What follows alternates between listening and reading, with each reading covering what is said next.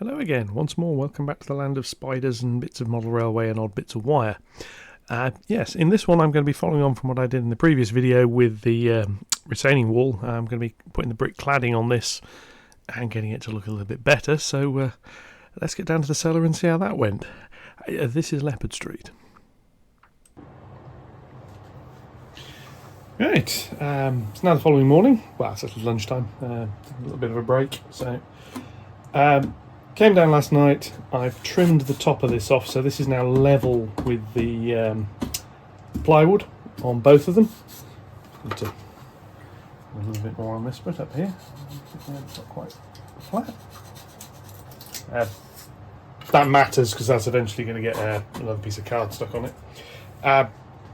Quick job for now is to stick the brick card on. As somebody pointed out in the comments yesterday, going to need quite a bit of it. Yeah, 5 lengths to do this first bit. So first job is removing the white borders, which is a craft knife and a steel ruler. So I'm just going to get on with that. I'll hit fast forward and then we'll be back shortly.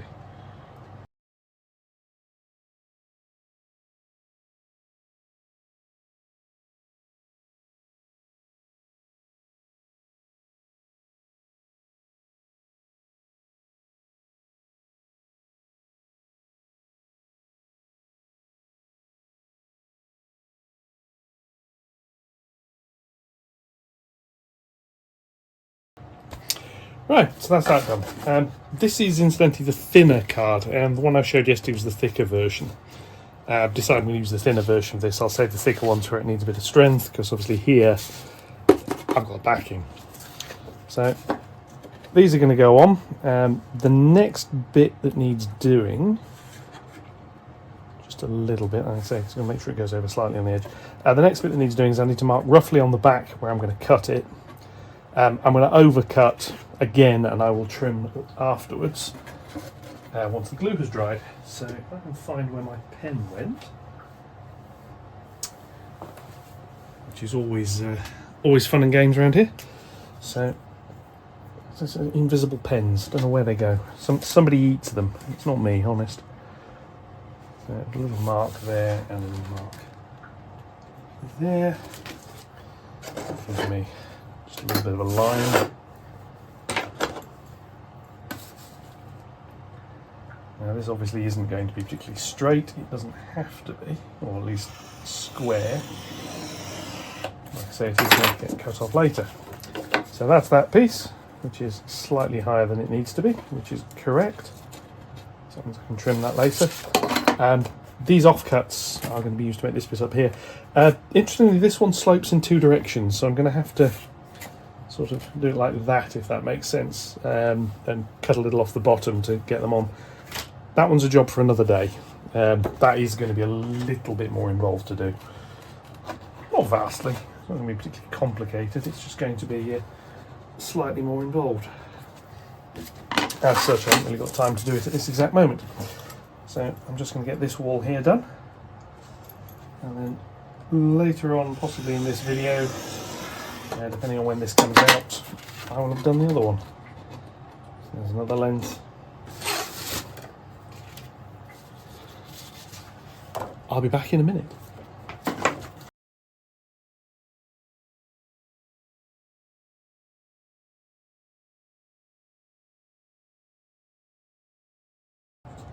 Now if we just come down here, this end one obviously is a bit too long. I'm going to cut that to size once I've glued all the others in. Simple reason being I can get the measurement more precise that way. These also obviously now have to go in this order because of the slope and they're slightly different sizes.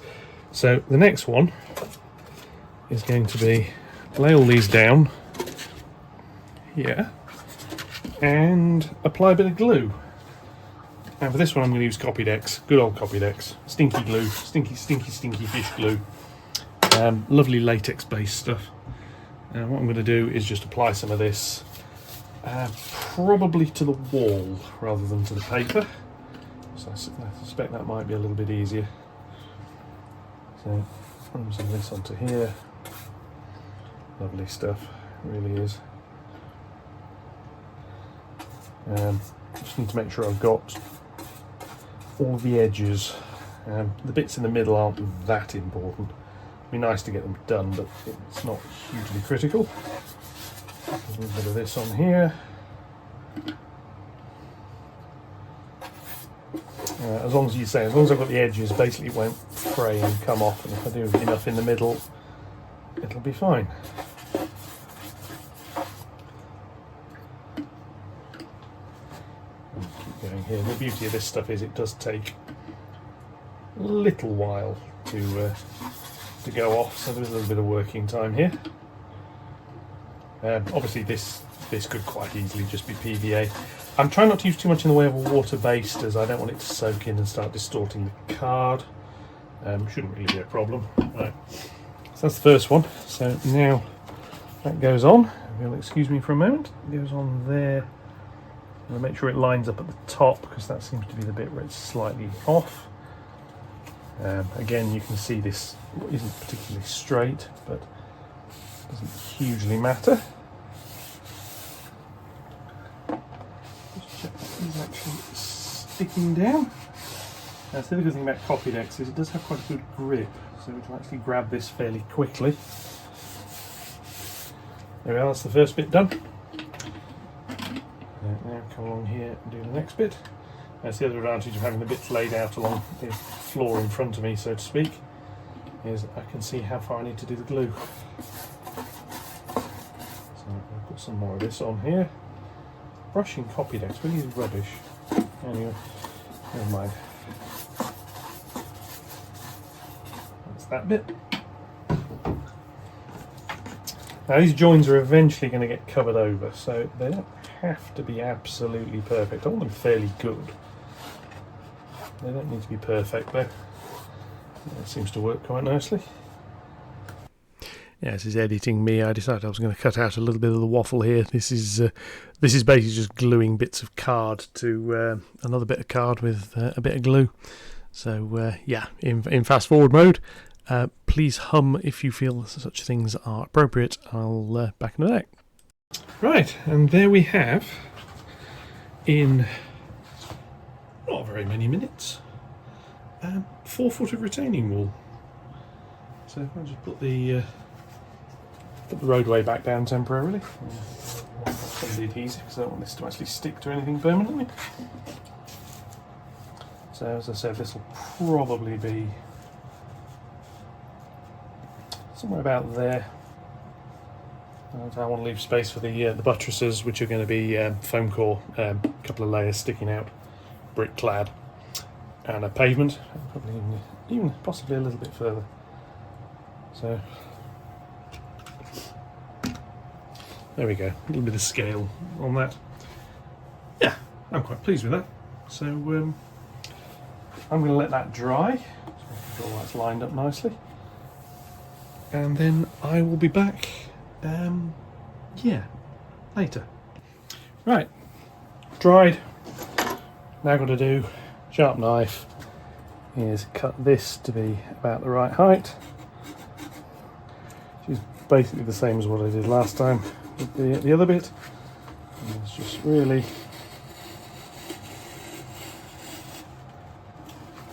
nice along the little ridge in the wood behind there, so I need to be careful on that piece.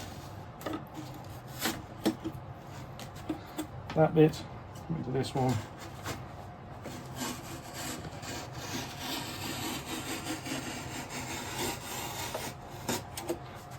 Nicely along here, and this one.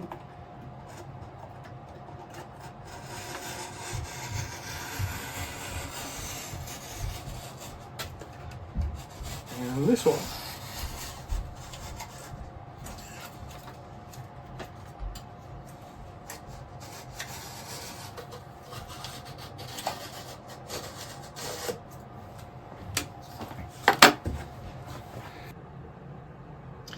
Quick little addendum here.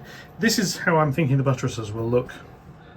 Sort of like that. I mean, as you can see, this is 2 bits of foam core. Obviously, it'll be flat against the wall. It will also be clad in brick paper. This is just a little mock-up. What I'm actually going to do is 3D print these on the Ender 3 and then clad them in brick paper. So they'll come along here. Need to do them in some different heights. You can see the difference. One thing that did occur to me is some people might wonder why on earth I'm not using the Metcalfe arches for this. Well, here's the bridge, which is the same height as the arches. As you can see, it's not tall enough at this end, and also the top's on a slope, and when I get to there it's sort of about the right height, but still just a little bit low. So that's why I'm not using those. These are quite hard to adjust because they've got the engineering brick bit at the bottom. If you want to raise one up, what you're sort of doing is having to clad a suitable sized piece of that to raise it to whatever height you need. So I decided, no, I'm just going to make my own. So yeah, that's that. Right, so we've got wall done, trimmed, little test piece there. Next step is going to be a lip on the top, which is going to be basically this is 1mm card, which is just going on there. So I've got a couple of pieces cut. If we move down here, the fun and games piece is this bit where, if we look at it from the top, I'll just move this around without everything bending over, you can see it curves. So yeah, just need to, you're going to have to cut another piece for that. So I'm going to get this done. I'm going to get these pieces here stuck on, and then I'm going to try and work out how on earth to cut the rest of it. So these bits here are going to be my trusty copy decks, because this stuff is good. And I'll leave the other piece on there because it shows me roughly where I need to put this.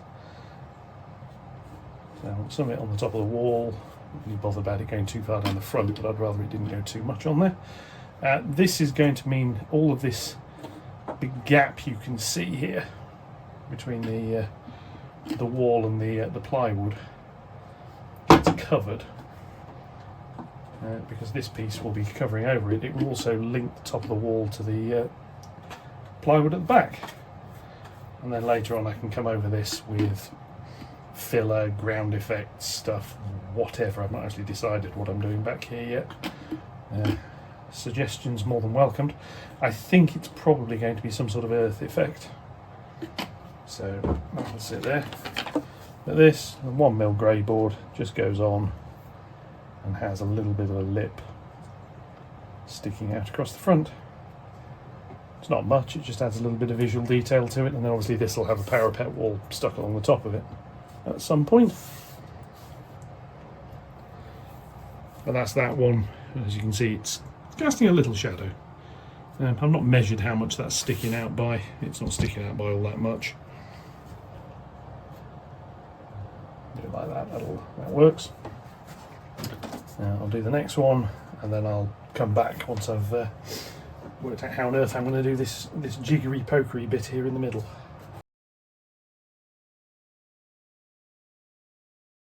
Other thing to note, obviously I've not cut the individual bricks. If you do the Metcalfe kits, this is all laser etched so that it's got individual brick sheets.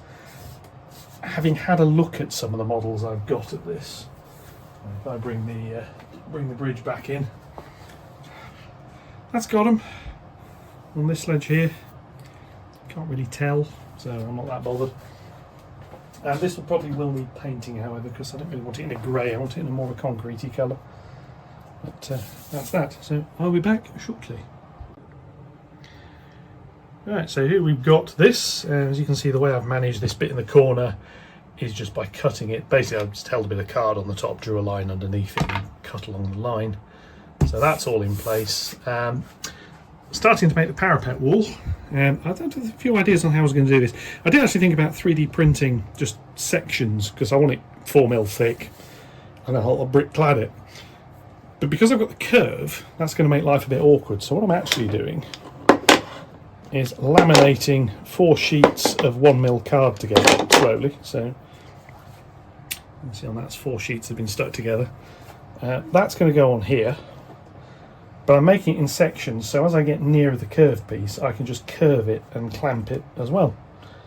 So I've got, well, basically up to that part there is the 4-layer thickness, then it's 3.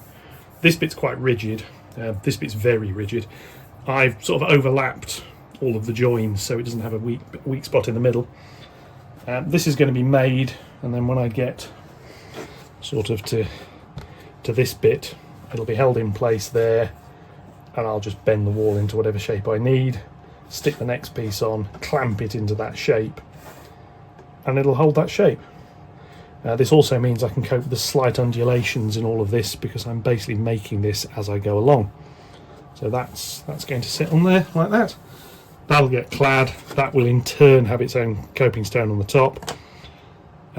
It won't have the buttresses, they stop short, as you can see on this one over here. I'll just move out of the way so you can see that.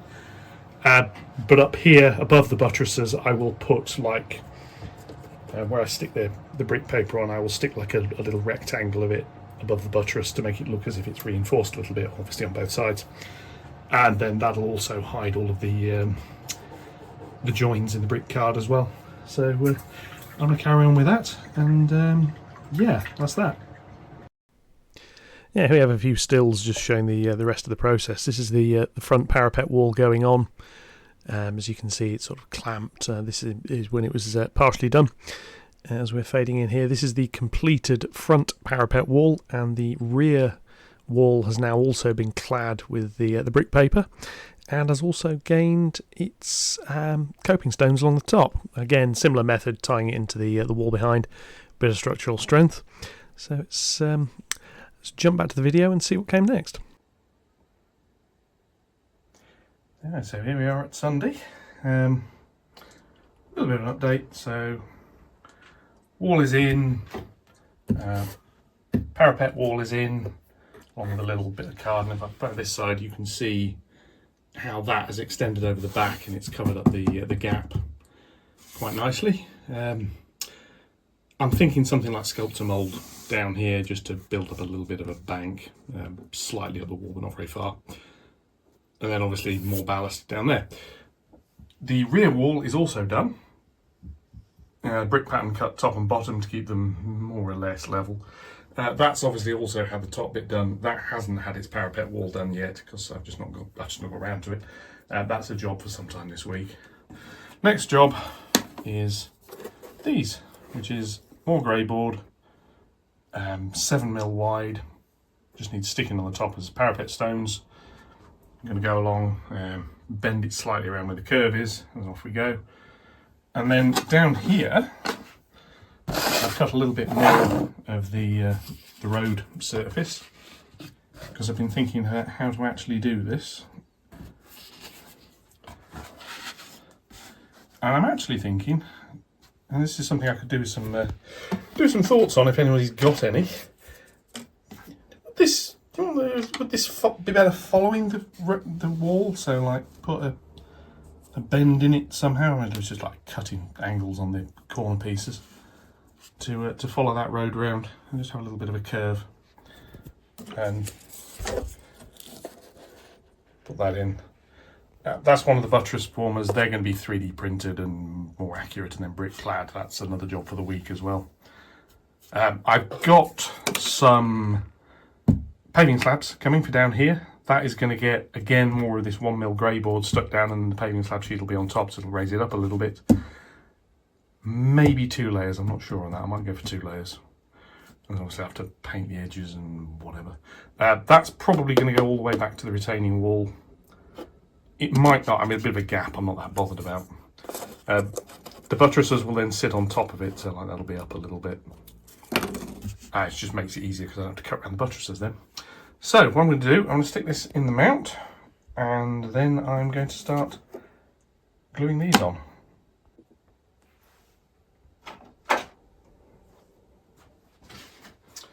So again, the glue I'm using, ta-da, get a new tube out.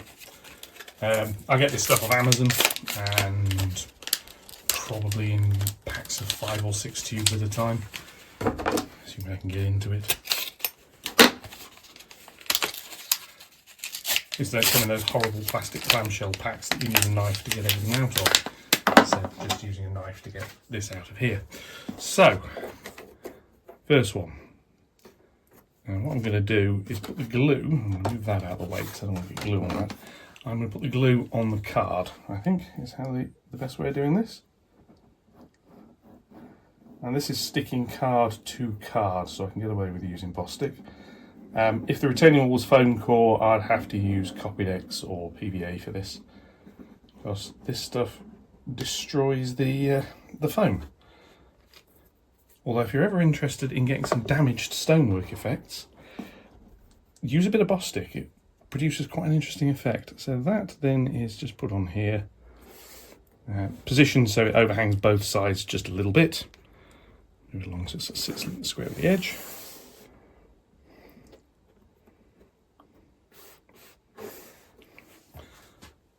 And that's it. That is literally all there is to it. So I'm going to move you down a little bit so I can do the next one of these, and then I'm going to speed things up a little bit.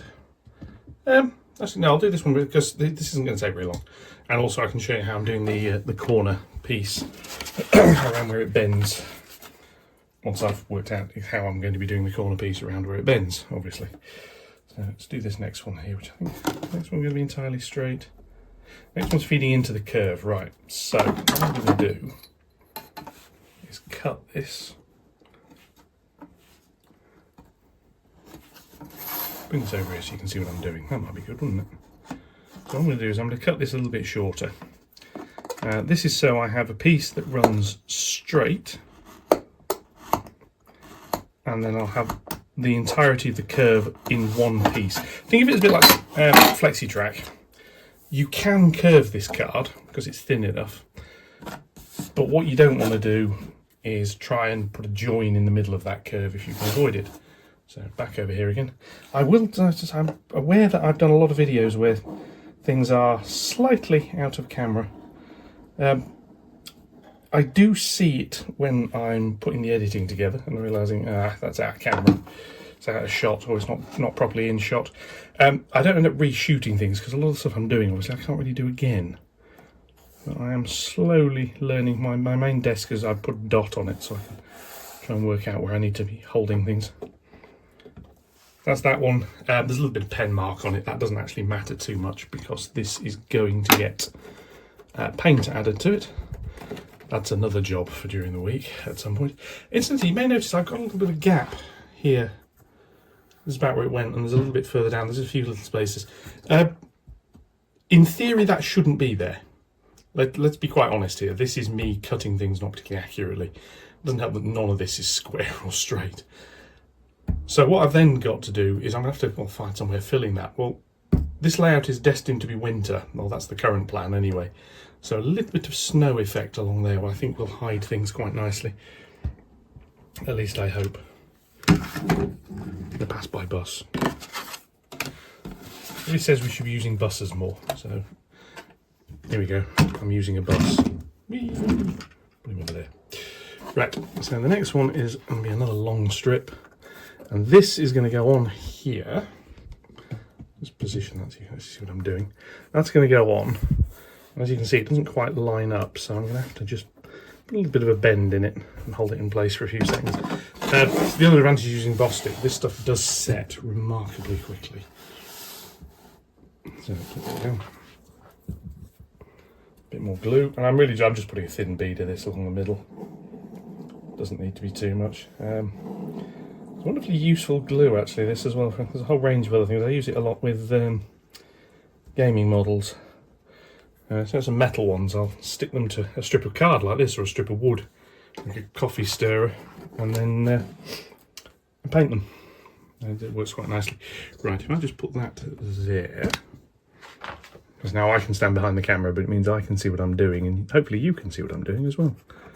That'd be good, wouldn't it, for once? Right, bend that around to follow that angle, and just hold that a little while that dries.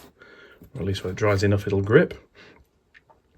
The lower parapet bulges out a little bit here. This is because the upper wall and the lower wall aren't quite lined up properly.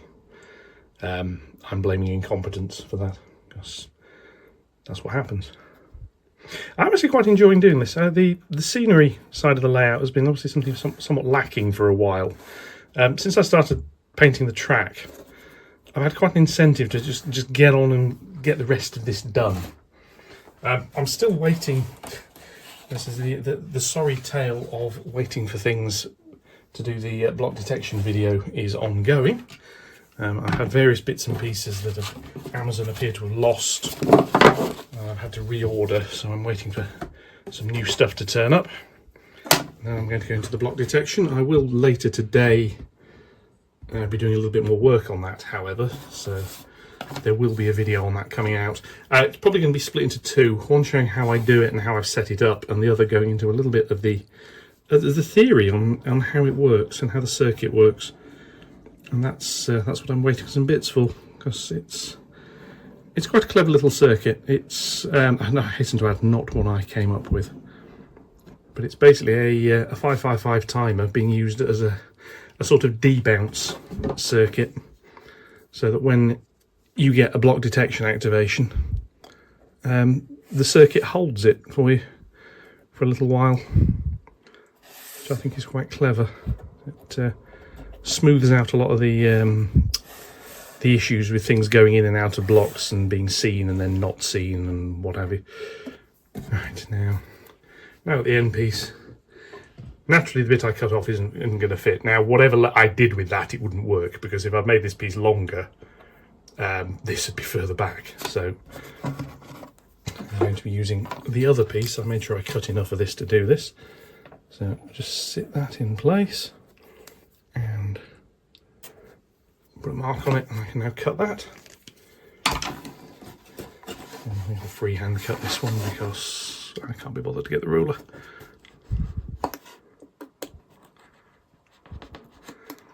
Now, there's one thing you will note if you start trying to do anything like this yourself. Card doesn't half go through scalpel blades. Anything that's like got a fibrous texture to it goes through them like crazy. Right, that's actually slightly the wrong size, but I can get away with that slightly. The other thing you'll note with this, that I'm not cutting individual brick patterns into this, or individual slab patterns.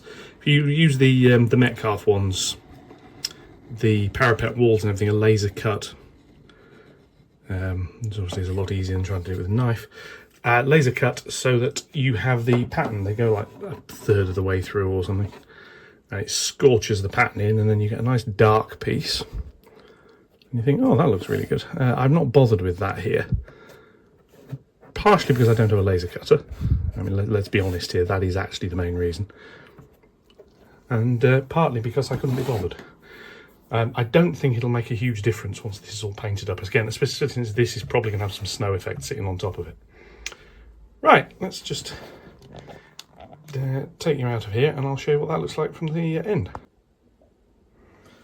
So here we go, looking down there, down the back side of it as well. It's all brick clad on that side. Yeah, so that works. What I'm now going to do, because I can, is I'm going to clear off all the various bits of detritus that have accumulated, including some more filament for my 3D printer, and I'm going to run a couple of trains around and we'll see what that looks like. So I'll be back in a mo. Yeah, but here we are with the obligatory Flying Scotsman going around. The selection of trains tends to be a little bit basic at the moment. I'm rather limited on storage space, so it's really just what's lined up, ready to move and easy to go.